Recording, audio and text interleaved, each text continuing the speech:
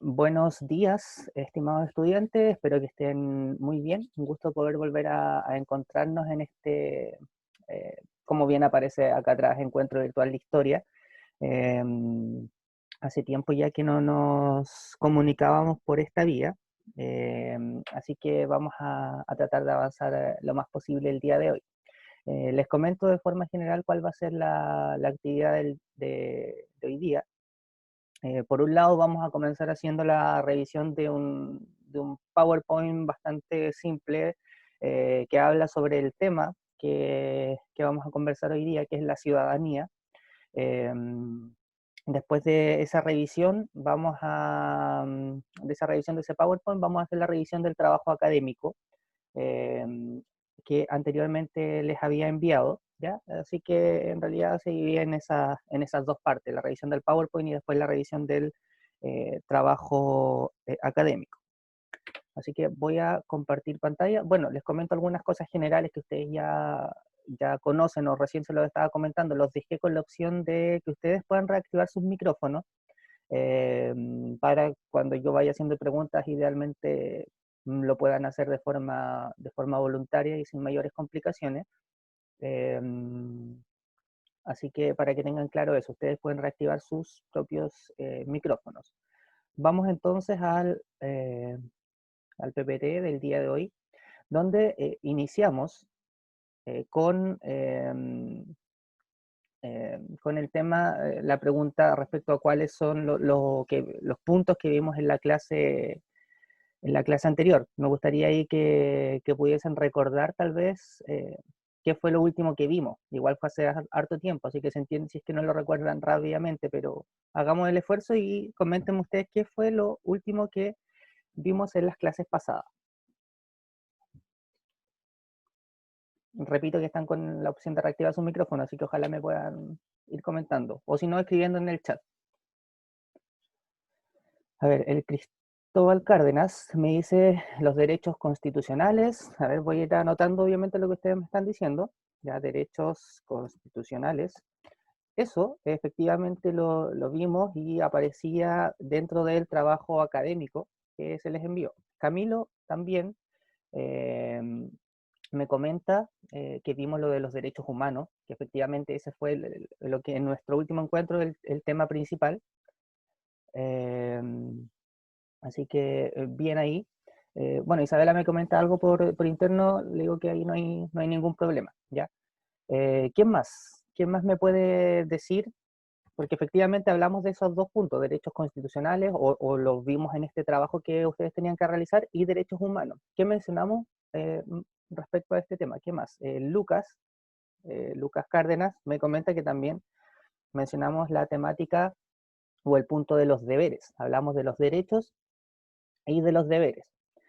Eh, Aparte de estos puntos que han mencionado sus compañeros y que están dentro de lo correcto, nosotros alcanzamos a hablar de eh, 3 generaciones de derechos humanos. ¿Ya? Eso fue un punto más que podríamos agregar a lo último que hicimos en nuestro encuentro virtual anterior. Hoy día, ¿ya? Con eso está bien como temática general, ¿ya? Hoy día vamos a ir respondiendo a esta pregunta y todo lo que vayamos conversando va a ir en base sobre todo a esta interrogante que aparece acá y dice: ¿qué entendemos por ciudadanía?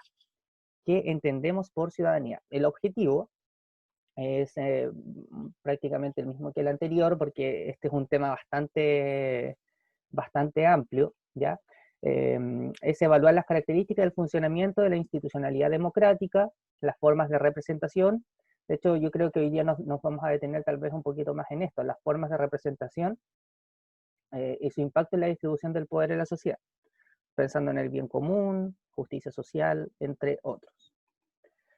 Ese es el tema del día de hoy, entonces, muchachos. ¿Qué es la ciudadanía? ¿Qué entienden ustedes por ciudadanía? Y de hecho vamos a comenzar con esa pregunta, donde yo voy a dejar el espacio para que ustedes puedan irme respondiendo. ¿Qué entendemos por ciudadanía? Eh,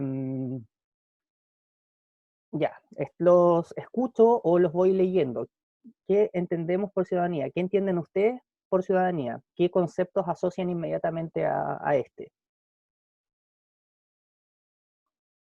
Si no hay respuestas voluntarias, obviamente los voy a ir escogiendo para que me vayan dando su opinión. Esto no es algo de lo sé o no lo sé. Yo creo que si lo piensan un poquito pueden llegar a alguna respuesta. Yo creo que derechos políticos y sociales. Ya, muchas gracias Isabela. Voy a anotarlo entonces acá. Voy a dejarlo, a ver, voy a anotarlo como derechos. Ya y escuchamos ahí a su compañera que aparte agregó lo de políticos y sociales, que está muy bien, ¿ya? Pero de forma general vamos a dejarlo acá como derechos. ¿Qué otro concepto asocian ustedes a ciudadanía?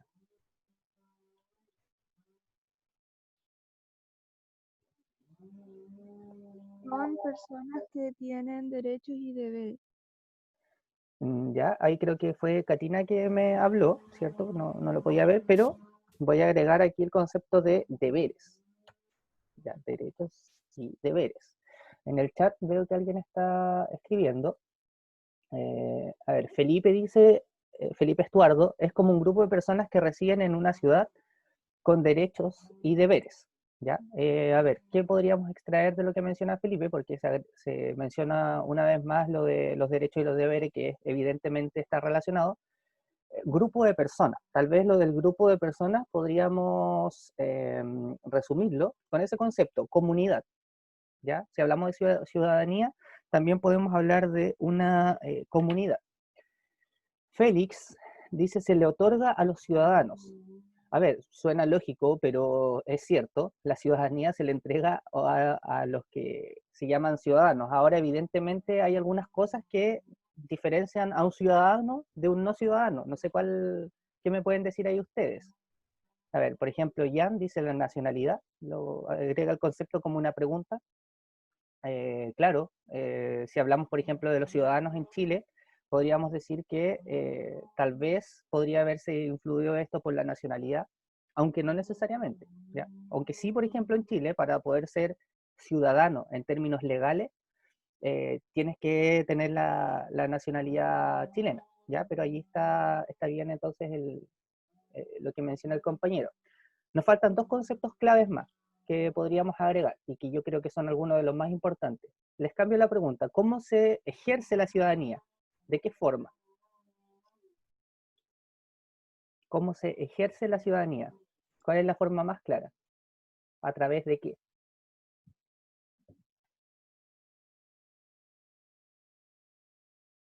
Veo que está Julio, Cristóbal, Felipe, Paula, Francisco, Estefanía. Les pregunto ahí a cualquiera. A ver, el Felipe Estuardo y Cristóbal me dan algunas respuestas, Félix también. Felipe dice, otorgando opinión a la política. El Cristóbal dice a través de las instituciones, Félix dice a través de la capacitación.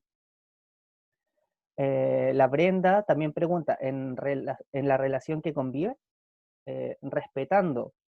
A ver, si bien todo lo que indican ustedes puede formar parte y forma parte de lo que entendemos por ciudadanía, hay algo esencial que destaca a un ciudadano de un no ciudadano. Paula dice a través de las leyes, claro, efectivamente, y creo que ese concepto sí lo voy a agregar porque es muy importante. Julio levantó la mano. Julio, activa tu micrófono si puedes. El derecho a voto. Correcto, efectivamente, muchas gracias Julio. Quería que lleguen a ese concepto o a esa idea central. Ya voy a agregar entonces, por un lado, lo que mencionaba Paula, que es la existencia de las leyes dentro de este marco de la ciudadanía, y lo que mencionaba ahora también su compañero Julio, que es el derecho a voto o sufragio. Cuando lean eso de sufragio, ese concepto, tienen que saber que hace referencia obviamente al poder ir a votar. ¿Qué diferencia a un ciudadano de un no ciudadano? Es esencialmente el poder votar por sus representantes. Bien, entonces allí tenemos en pantalla 5 conceptos que están totalmente asociados y que nos pueden ayudar a dar una respuesta a lo que ustedes entienden por el concepto de ciudadanía. Muy bien ahí todos los compañeros por sus aportes. Vamos a hacer la proyección. vamos un poquito al origen de esto, vamos a pasarlo sumamente rápido, porque más que el origen me interesa que puedan entender en la actualidad cómo se aplica este concepto. Obviamente, como gran parte de todo lo político, este concepto de la ciudadanía tiene sus raíces en los griegos y en los romanos. Ya allí sabemos que se dan las primeras formas de democracia, o que nosotros podríamos entender como democracia, además del surgimiento de algunas instituciones. ¿Ya? Entonces, si vamos al origen del concepto de ciudadanía, vamos nuevamente a los griegos y los romanos. Eso como primer punto. Ahora, obviamente, cuando hablamos de los griegos y los romanos, sabemos que si hablamos del concepto de democracia, es un concepto de democracia muy limitado. Si hablamos del concepto de ciudadanía, también es un concepto bastante limitado. Acá, por ejemplo, en griegos y romanos, sabemos que se excluye a las mujeres, sabemos que se excluyen grupos sociales más bajos, como los esclavos, más bajos obviamente de acuerdo a su propio ordenamiento. Entonces, es bastante limitado el concepto de ciudadanía en esto de los griegos y los romanos, ¿ya? Pero se entiende que de allí surgió y evolucionó hasta llegar a lo que entendemos en la actualidad. ¿Y qué entendemos en la actualidad por esto de ciudadanía? Aparte de lo que ustedes mencionaban, podemos agregar esto. Se centra en exigencia de derechos. Ustedes hablaban hace un momento de este concepto, de los derechos, ¿ya? Y su compañera aparte le agregaba otras ideas más, como derechos de tipo político o derechos de tipo social, ¿ya? Aparte también ahí aparece derechos de tipo civil. Entonces, hoy día por ciudadanía, a ver, lo principal diferencia desde el punto de vista legal es que un ciudadano puede votar y uno que no es ciudadano no lo puede hacer, pero la ciudadanía va mucho más allá de eso. O sea, en realidad es mucho más amplio el concepto. Por ejemplo, si yo les pregunto a ustedes, ¿ustedes son ciudadanos de este país? ¿Qué me dirían? ¿Que sí o que no?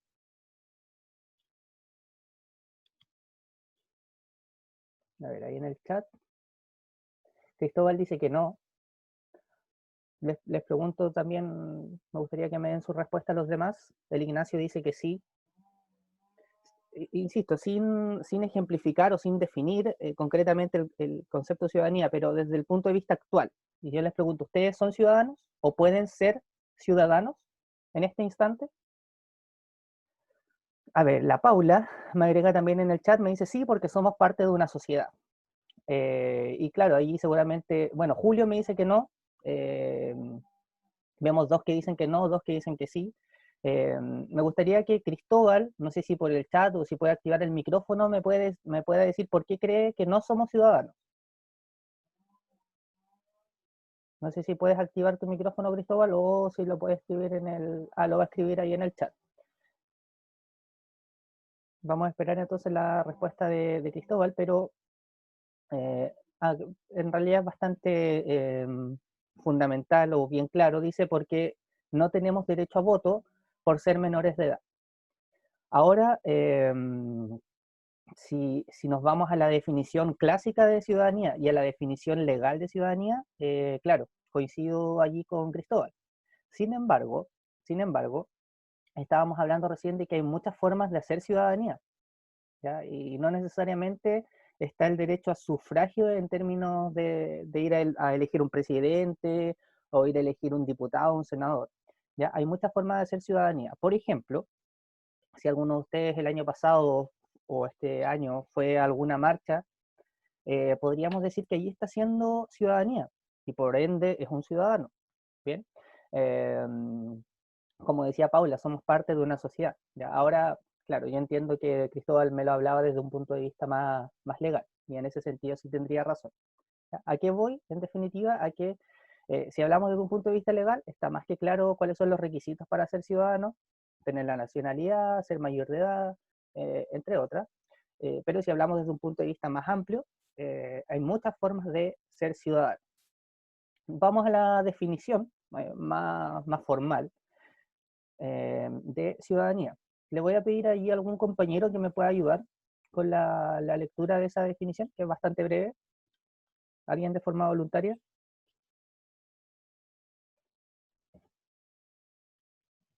O si no, yo escojo a alguien para que no vaya yo, no escuche mi voz todo el tiempo. Yo, profe, yo lo leo. Ya, por favor.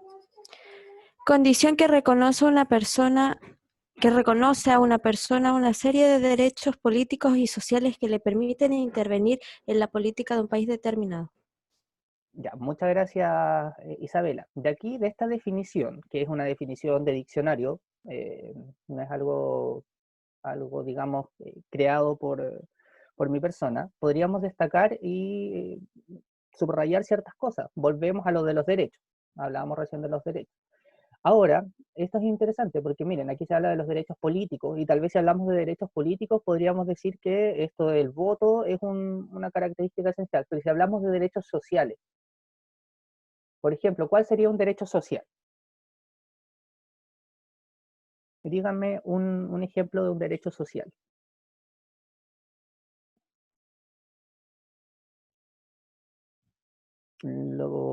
Espero a ver si alguien me lo dice o lo escribe en el chat. Un ejemplo de un derecho de tipo social.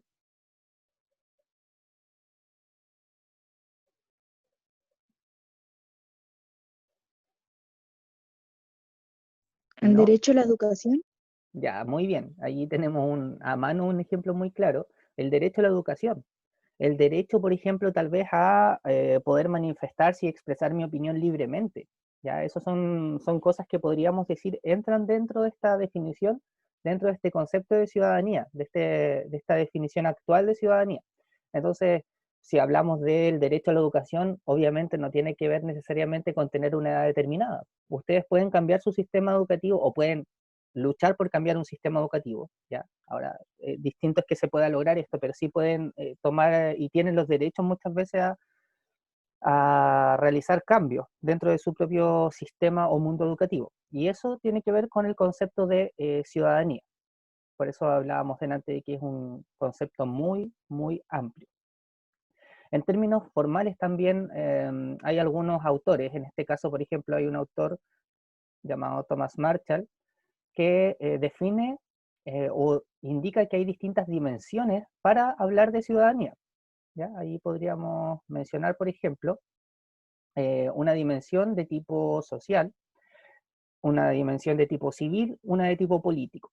Cuando hablamos de social, garantiza el goce de ciertas condiciones y de bienestar económico y sociocultural. Si hablamos de una dimensión de ciudadanía del tipo civil, constituida por los derechos que garantizan las libertades individuales. Y si hablamos de una dimensión de tipo política, posibilita la participación ciudadana. De hecho, la mayoría de ustedes y de nosotros seguramente asocia a la ciudadanía al concepto político, al poder votar. Pero como estamos hablando ahora, obviamente va mucho más allá de, de poder de poder ejercer el voto, que está dentro de lo central. Hasta acá, chicos, ¿alguna duda, pregunta, consulta? Me gustaría que lo puedan manifestar si es que hay algo que no entienden, algo que quieran que expliquemos de nuevo. ¿No? Parece que no. Si no, continuamos. Ahora, otro concepto que podríamos asociar al de ciudadanía es el concepto del Estado. Es cómo el Estado se hace parte de esta ciudadanía. Y de hecho, por eso hay dos preguntas acá. ¿Cuál es el rol del Estado en relación a la ciudadanía? ¿Y dónde queda plasmado esto? Respondamos la primera pregunta. ¿Cuál es el rol del Estado? Les pregunto a ustedes, ¿cuál es el rol del Estado? Obviamente en relación al concepto de ciudadanía.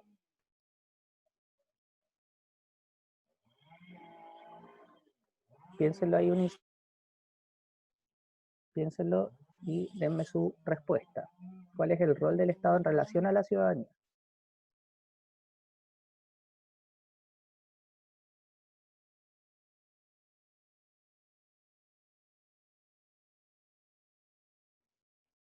No hay ninguna respuesta voluntaria, entonces vamos a escoger a algún compañero.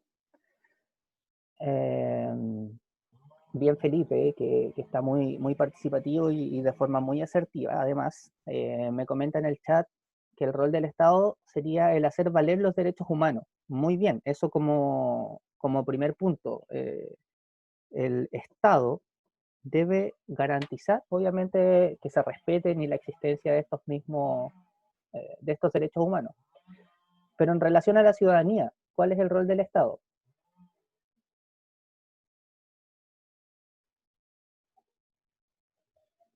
A ver, le voy a preguntar a Camilo Silva. Dígame. ¿Cuál crees tú que es el papel que juega el Estado en relación a la ciudadanía? ¿O no tiene nada que ver el Estado y la ciudadanía? Creo que sí tiene que ver.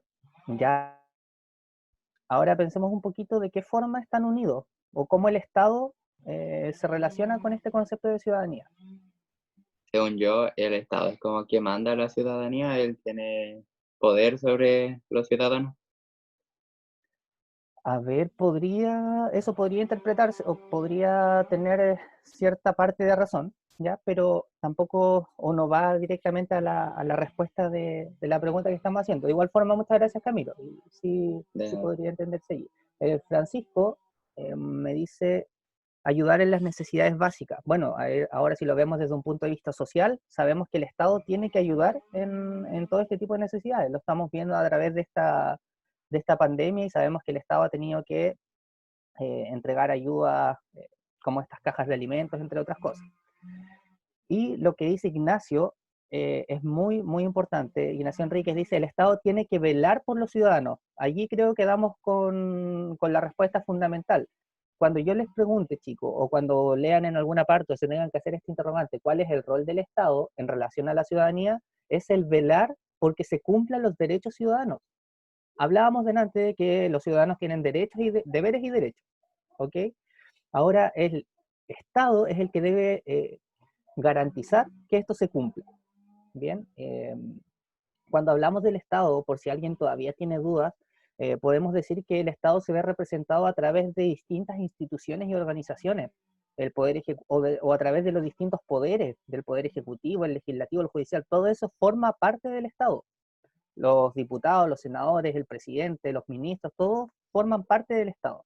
Y en definitiva, ellos tienen que garantizar el respeto por los derechos ciudadanos. Excelente, Ignacio, muy bien.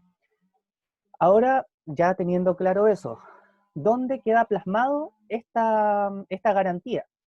¿En qué documento se puede plasmar esto?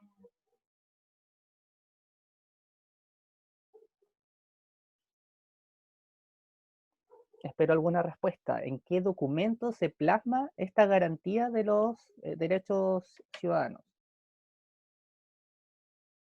Muy bien, Ignacio, nuevamente. ¿Ya? Ignacio comenta en la Constitución. Bueno, sería importante que si alguno tiene un cuaderno o algo, vaya anotando esto, porque no aparece la respuesta allí. Pero, como bien menciona su compañero, lo vamos a anotar acá, en la Constitución. ¿Dónde queda plasmado esta garantía, estos derechos y deberes ciudadanos? Es en la Constitución. Muy bien, Ignacio. De hecho, por algo ustedes se preguntarán por qué hasta el año pasado, o de hecho todavía se sigue planteando, mucha gente quiere cambiar la Constitución. Y lo hemos mencionado más de alguna vez, la Constitución es donde está el ordenamiento legal principal de un país, es donde están las leyes que marca a las demás leyes. O sea, las demás leyes deben estar basadas en la Constitución. Entonces, la Constitución está en la garantía de que el Estado va a proteger todo lo que son los derechos y deberes de la ciudadanía. Como tercer punto, en relación a la ciudadanía del Estado, el Estado también tiene que garantizar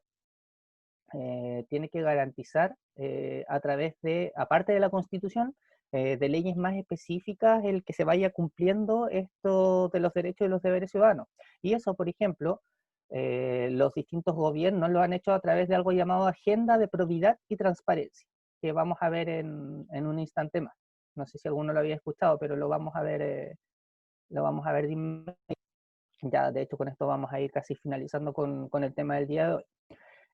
Bueno, aquí vamos a ver inmediatamente el video que habla sobre la nueva ley de probidad y transparencia, después lo vamos a conversar, y aparte de eso, existen una serie de leyes que buscan la protección de los derechos y los deberes, ¿ya? Leyes que obviamente quien es el que va creando estas leyes es el Estado, a través de, como dijimos recién, los diputados, los senadores, los distintos presidentes, etc. Por ejemplo, hay una ley 20.900 que tiene como esencia el fortalecimiento de la democracia. Ley 20.860, autonomía del CERVEL. ¿Alguien sabe lo que es el CERVEL? Entre paréntesis. ¿Qué es el CERVEL?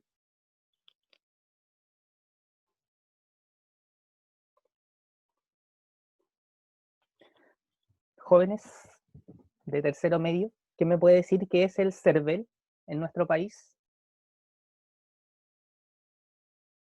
Bueno, acá El servicio electoral. sí, muy bien.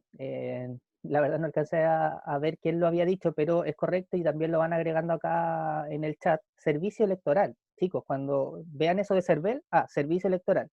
Y el servicio electoral tiene como principal función, obviamente, cuando haya una elección, cualquier tipo de elección, para alcaldes, para presidentes, el servicio electoral es el que lidera esa elección y el que va viendo que todo se dé de forma legal y de forma transparente. Por eso acá se creó una ley de autonomía del CERVEL, donde este organismo, este servicio electoral, obviamente no puede depender de otras instancias, porque si no podría verse afectado, podría verse manchado por la corrupción. Entonces por eso se creó esta ley. Y una ley 20.880 llamada Ley de Probidad, donde, por ejemplo, entre otros puntos, cuando hay gente que participa en la política y tiene un patrimonio que excede los 655 millones de pesos, tiene que realizar un fideicomiso ciego. Vamos a ver el video entonces para que puedan entender un poquito más esto. Allí vamos a ver qué significa esto del fideicomiso ciego. Denme un instante, voy a dejar de compartir acá y voy a buscar el video. Está acá. Ya. Voy a compartir entonces pantalla nuevamente. Miren con atención el video, son, 2 minutos, así que necesito que se concentren para ir, por último vayan anotando algunas cosas que no entiendan y lo conversamos después.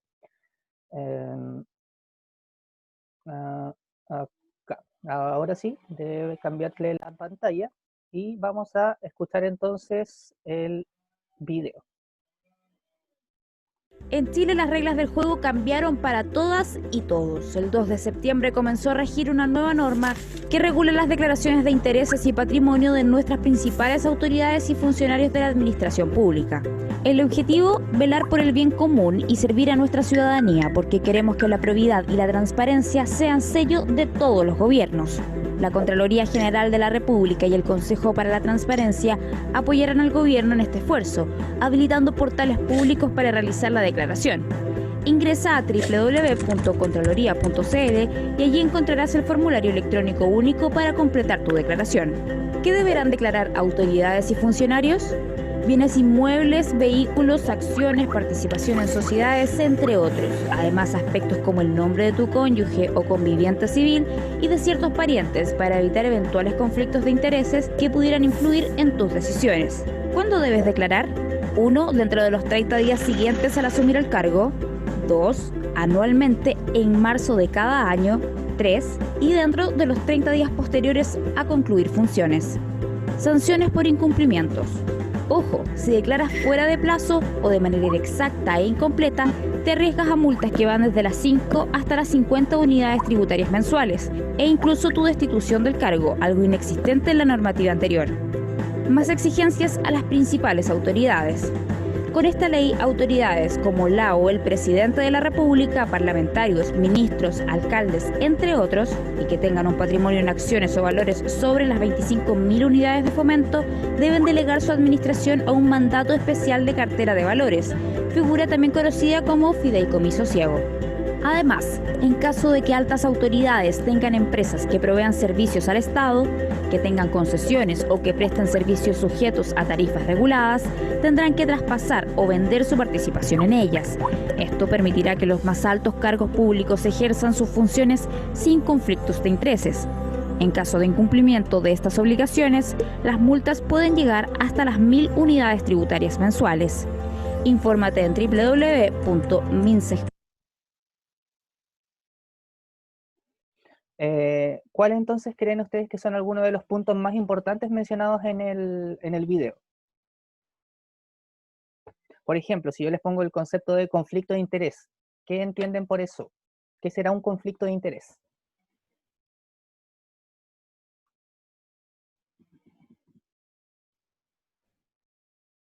¿Por qué les pregunto esto? Porque obviamente era lo que se está explicando en el video. Y es la ley tiene obviamente como objetivo evitar esto de los conflictos de interés.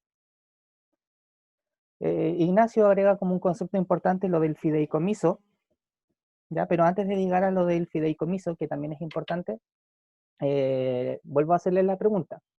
¿Qué es esto del conflicto de intereses? ¿Cómo se da en la política el conflicto de intereses? ¿Tienen alguna idea de eso?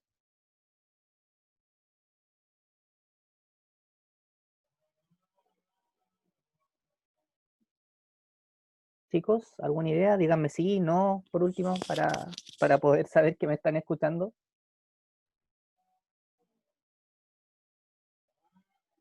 A ver, Felipe me dice que no tiene mayor conocimiento de qué sería esto del conflicto de interés. Axel también me dice que no. Bueno, me imagino que obviamente los demás tampoco tienen demasiado conocimiento, ¿ya? Respecto a esto del conflicto de interés. Chicos, cuando hablamos de un conflicto de interés, y escúchenme con mucha atención, por favor, para que no se les olvide, hablamos de lo siguiente. Por ejemplo, sabemos que nosotros en nuestro país tenemos diputados y senadores. Vamos a algunas preguntas básicas. ¿Cuál es la principal función de los diputados y los senadores?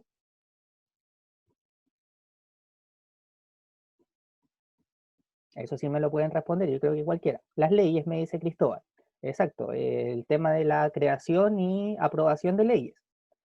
Esa es la principal función de los diputados y los senadores. Está más que claro. Entendiendo eso, sabemos que los diputados y los senadores pueden venir desde distintas partes y desde distintos rubros. Entonces, ¿qué es lo que ocurre o cuándo llegamos a un conflicto de interés? Por ejemplo, imaginemos que yo soy diputado, ok, soy diputado y tengo un hermano que tiene empresas que se dedican a la pesca, ¿ok? Yo soy diputado, pero mi hermano tiene empresas que se dedican a la pesca. ¿Cuál es el conflicto de interés? Si en la Cámara de Diputados, por ejemplo, se comienza a debatir una ley que tiene que ver con el negocio de la pesca. Si se empieza a debatir una ley sobre esto, yo tengo un conflicto de interés directo porque si voto, por ejemplo, a favor de una ley de pesca que viene a beneficiar a mi hermano, en teoría no lo estoy haciendo por lo que más le convenga a la ciudadanía, sino que se puede entender que lo voy a estar haciendo porque viene a beneficiar a mi hermano o a alguien de mi familia. Eso es un conflicto de interés y lo podemos llevar a distintos ámbitos, o sea, a cualquiera, o sea, un diputado o un senador, de hecho, muchos de los diputados y senadores que tenemos en la actualidad, muchos de ellos tienen negocios en otros rubros. Entonces, ¿cuándo entra el conflicto de interés? Cuando se hacen leyes o se votan leyes que de una u otra manera van a beneficiar mi propio bien, mi propio patrimonio o el patrimonio de mi familia. Por eso en el video se hablaba de que aparte de la autoridad, también debía mencionarse, por ejemplo, su cónyuge, su esposo, su esposa. ¿Se entiende lo que es el conflicto de interés? Díganme si Sí, profe. no. Ya me dicen que sí, Cristóbal también, Ignacio me dicen que sí. Eso es un conflicto de interés, chicos. Cuando estas autoridades tienen tienen otras relaciones y finalmente su propio cargo, su propia autoridad puede verse confundida porque pueden hacer una ley o votar una ley que en realidad no beneficia a la ciudadanía, sino más bien pueda beneficiar sus propios intereses personales. Ahora les pregunto a ustedes, ¿creen que esto pasa en Chile? ¿Creen que los diputados, los senadores o las autoridades muchas veces hacen las leyes pensando en, más que en el interés de la ciudadanía, en sus propios intereses? Ignacio me dice que sí, Cristóbal me dice Sí. obvio, Isabela también agrega ahí que sí. Yo creo que es algo que la mayoría tenemos conocimiento de que ocurre, y es lamentable que ocurra de esa forma, ¿ya? Y de hecho por eso se van creando estas leyes que tienen como objetivo evitar todo esto. Y para ir finalizando con el análisis del video, y también me interesa que me escuchen con atención, en el video y en la parte final de la presentación se hablaba del fideicomiso. Ese es un concepto que van a escuchar más de alguna vez en la vida. Cuando escuchen eso de fideicomiso ciego, ¿qué significa? Significa que las autoridades que exceden un patrimonio, que hablábamos delante de los 650 millones de pesos, si una autoridad tiene un patrimonio superior a ese valor, tiene que realizar este fideicomiso ciego. ¿Qué significa esto?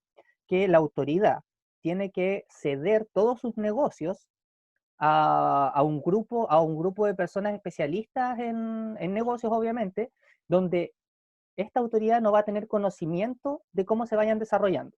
Y de esa forma se evitaría este conflicto de interés que hablábamos recién. Por ejemplo, el presidente Piñera, yo creo que todos ustedes saben que antes de estar en política, o aparte de la política, también ha desarrollado su beta de empresario, y tiene un patrimonio superior a esto, tuvo que realizar este fideicomiso ciego, donde él entrega sus negocios como una agencia que maneja sus negocios y él no tiene conocimiento de lo que ocurre allí. Eso lo deben hacer todas las autoridades que tienen un patrimonio superior a los 655 millones de pesos. ¿Ok? Eso es un fideicomiso ciego. Entregar los negocios a una agencia, a un grupo de personas, para que mientras tú seas autoridad no tengas conocimiento de esto y no se desarrolle esto del conflicto de interés. Ahora Ignacio agrega en el chat, dice, supuestamente no tiene idea. Claro, en términos legales es así, pero ahora en términos prácticos no sabemos si funciona en su totalidad. No sabemos qué tan cierto es, pero en términos legales debe funcionar de esa forma. ¿Se entiende lo que es el fideicomiso ciego? Que son dos conceptos importantes, entonces el conflicto de interés y el fideicomiso ciego. ¿Se entiende? Sí, profe, se entiende. Ok, excelente. Miren, ya para ir finalizando, entonces, vamos a hacer rápidamente la revisión de nuestro trabajo académico anterior. Ojalá que lo hayan realizado. Ya nos van quedando 5 minutitos. Vamos acá, al trabajo académico, donde ustedes, en realidad era una actividad bastante sencilla. De hecho, ese es el objetivo de estos trabajos académicos, que no sean actividades que le quiten demasiado tiempo, entre comillas. Vamos acá está el objetivo y la explicación. Te invito a observar el video que aparece en este link y además responder algunas breves preguntas. Y eran 3 preguntas, muy sencillas. Por un tema de tiempo no vamos a ver el video nuevamente, así que les voy a pedir a las personas ahí que lo hayan realizado que me puedan dar sus respuestas. A los que no lo han hecho tienen la tarea ahí de hacerlo, porque es sencillo, como decíamos recién. La pregunta número 1 dice, ¿cuáles son algunos de los derechos y deberes constitucionales? ¿Cuál es el más importante para ti y por qué? En el video obviamente se explicaba esto. ¿Quién me puede dar su respuesta?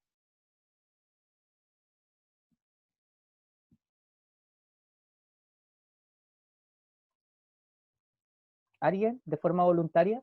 Katina. Katina levantó la mano. Katina, activa tu micrófono nomás, por favor.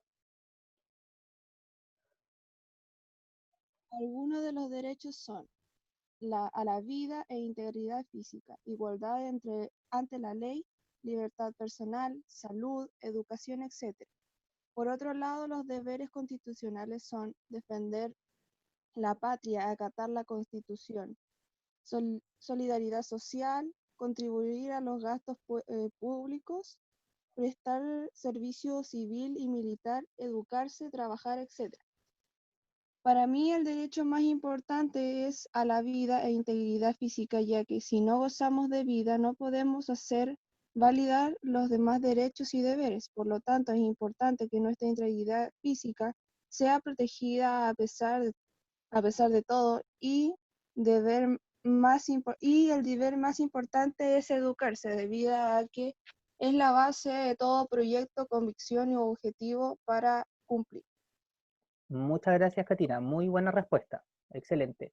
Bueno, acá en el chat también me agregan algunas respuestas. Por ejemplo, Ignacio me decía que alguno de los derechos es el derecho a la vida. También lo estaba mencionando ahí Katina. Cristóbal Cárdenas me dice, el más importante para mí es el derecho a la educación, porque de aprovecharlo me permitirá acceder a mejores oportunidades laborales. Muy bien, muy buena respuesta. Así que excelente. Vamos a la pregunta número 2, que dice, ¿cómo asociarías los derechos humanos, ahí me faltó la S, los derechos humanos y la ciudadanía? Y ejemplifica. ¿A quién me puede dar su respuesta frente a esa segunda pregunta? Lucas Cárdenas, active su micrófono, por favor. Es algo simple, ya que cada persona tiene estos derechos y dentro de la ciudadanía se tiene que respetar. Un ejemplo es que tenemos derecho de vivir en un medio ambiente libre de contaminación, y esto depende de todos. Excelente, muy bien Lucas, y muy bien ahí con el ejemplo se entiende claramente, así que excelente. Y vamos a la tercera y última pregunta. ¿Por qué es importante el equilibrio entre los derechos y los deberes constitucionales? También se explicaba esto en el video. Felipe está levantando la mano. Felipe Estuardo, activa tu micrófono, por favor. Ok. Es importante porque si solamente hubieran derechos humanos no habría una forma de lograr un progreso, porque considero yo que la justificación que daría la mayoría de la gente es que no pueden obligarnos a trabajar. Y ese argumento no se podría confrontar porque los derechos humanos lo avalarían. Pero gracias a los deberes se puede decir que para hacer valer tus derechos humanos tienes que apoyar a la sociedad que te los otorga. De esa manera mantendremos el progreso sin pasar a llevar los derechos del uno del otro. Ok, muy buena respuesta también, Felipe. Muchas gracias. Excelente ahí entonces. Muchas gracias a los compañeros que aportaron con su respuesta. Y bueno, nos queda un minuto para finalizar como síntesis. Acá aparece, para finalizar, algunos profe, para despedirnos. Ya, ok. Algunos conceptos importantes que tratamos el día de hoy, los derechos y los deberes, evidentemente, el bienestar de la ciudadanía, siempre relacionado a esto de los derechos humanos, a esto de los deberes constitucionales, etcétera. La transparencia, vimos la importancia del Estado frente a esto de la transparencia. Tal vez podríamos agregar, por ejemplo, acá, el tema de los conflictos de intereses, que es un concepto que explicamos, y el fideicomiso ciego, que son conceptos que están muy presentes en la política, que es el tercer concepto que aparece acá. No sé si hay alguna duda o consulta, chicos. ¿Alguna duda o consulta? Parece que no. No, profe. ¿No? Entonces con eso daríamos por finalizado nuestro encuentro. Espero que estén muy bien. Ahí nos estaremos viendo próximamente. Así que un gusto que nos hayamos podido encontrar una vez más. Así que estén bien, Igualmente, chicos. profe, cuídese. Muchas gracias, Axel. Cuídense también. Que estén Chao, bien. mister. Chao, profe. Cuídense. Cuídese. Chao, profe. Chao, Chao, chao. mister. ¿Cuándo déjate jugar, se cegó? Adiós. ¿Tú se cegó?